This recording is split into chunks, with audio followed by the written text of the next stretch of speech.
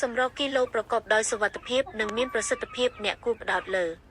1. ការសម្រួលរបបអាហារកាត់បន្ថយជាតិស្ករម្សៅនិងអាហារកែច្នៃបង្កើនបន្លែប្រូតេអ៊ីនគ្មានខ្លាញ់សាច់មាន់ត្រីសុទ្ធសណ្តែកនិងជាតិសរសៃ 2. គ្រប់គ្រងបរិមាណកាឡូរីញ៉ាំឲ្យតិចជាងកាឡូរីដែលរាងកាយប្រើប្រាស់ក្នុងមួយថ្ងៃ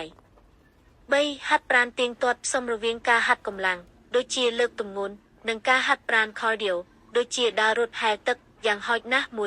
150-300 នាទីក្នុងមួយសប្តាហ៍ 4. ផឹកទឹកឲ្យបានច្រើនទឹកជួយបង្កើនការរំលាយអាហារនិងបំបាត់អារម្មណ៍ឃ្លាន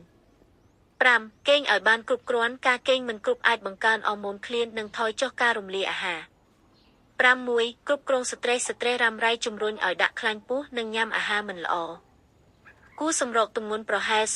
0.5 គីឡូក្រាមក្នុងមួយសប្តាហ៍ដើម្បីសុខភាពល្អនិងចីរភាពបើអាចពិគ្រោះជាមួយគ្រូពេទ្យឬអ្នកជំនាញអាហារូបត្ថម្ភដើម្បីទទួលបានផែនការផ្ទាល់ខ្លួន